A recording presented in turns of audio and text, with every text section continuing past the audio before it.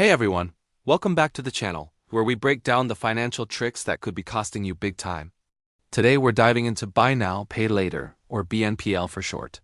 You've seen it everywhere: Klarna, Afterpay, Affirm. It sounds like a dream. Split your purchase into easy payments, no interest, right? But is it really that simple, or is it just credit card debt in disguise? Stick around because I'm about to show you the math they don't want you to see.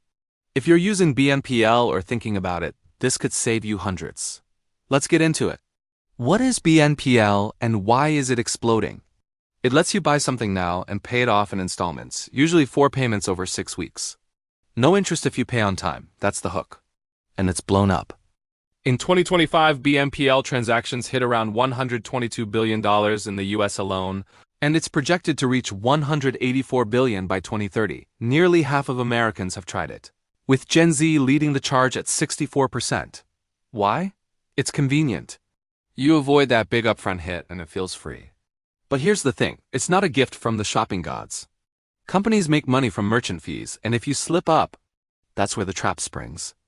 Now, on the surface, BNPL looks way better than credit cards.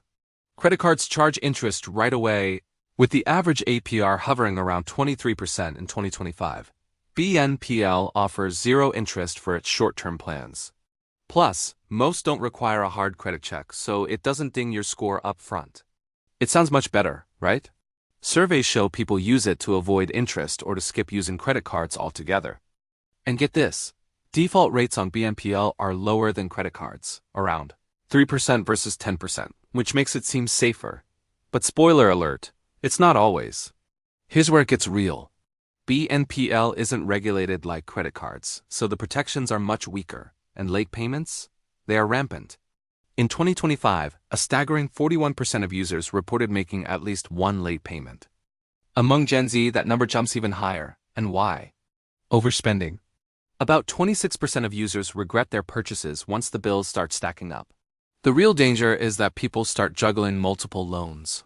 A whopping 63% have several active BNPL loans at once, often across different providers. This creates what I call invisible debt. It's not always reported to credit bureaus, so it hides your true financial picture, making you feel like you have more money than you actually do. Consumer advocates warn it's a trap for overextension, especially for subprime borrowers, who make up 61% of users.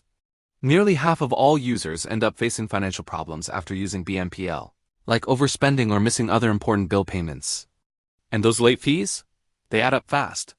We're talking an average of $7 to $15 per missed payment. On top of that, if you're seriously overdue, some plans will hit you with interest rates of 24 to 36%. Suddenly, you're right back in credit card territory. Alright, time for the math they don't show you. Let's say you buy a $200 gadget with a typical BNPL plan. You pay $50 down, and then $50 every 2 weeks for the next 6 weeks.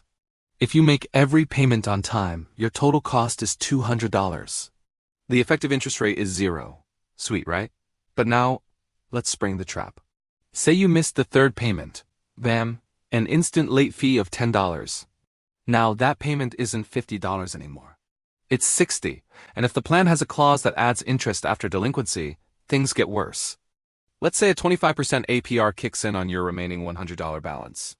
That adds another couple of dollars in interest, plus the $10 fee. So one slip up on a $200 purchase could cost you an extra $12. But it gets worse. Studies show that BNPL users rack up 4% more overdraft fees, 1.1% higher credit card interest, and 2.3% more late charges on their other bills. This adds up to an average of $176 extra a year. And for more vulnerable users, it can be as high as $252. Compare that to a credit card. If you put that same $200 on a card with a 23% APR but paid it off in 6 weeks, you might only pay $2 or $3 in interest.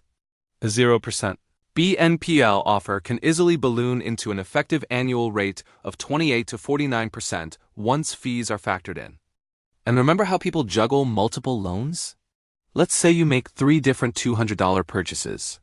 Suddenly you have $150 in payments due every 2 weeks. If you miss one payment from each provider, those fees triple. Data shows a third of users are juggling multiple apps. turning a $600 spending spree into a $700 plus nightmare with fees. So is it really a debt trap? Let's look at the pros and cons. The pros: it can be great for a budgeted, one-off purchase you know you can afford. Some providers are starting to report on-time payments, which can help build your credit. And it's definitely a better option than a high-interest payday loan. But the cons are significant. It encourages impulse buys. Studies show users spend 6% more online and a massive 72% more in physical stores when using BNPL. You also don't get the rewards or robust consumer protections that come with credit cards. For financially fragile folks, which includes 89% of those who make multiple BNPL purchases, it becomes a dangerous cycle. Late payments lead to fees, which leads to more debt.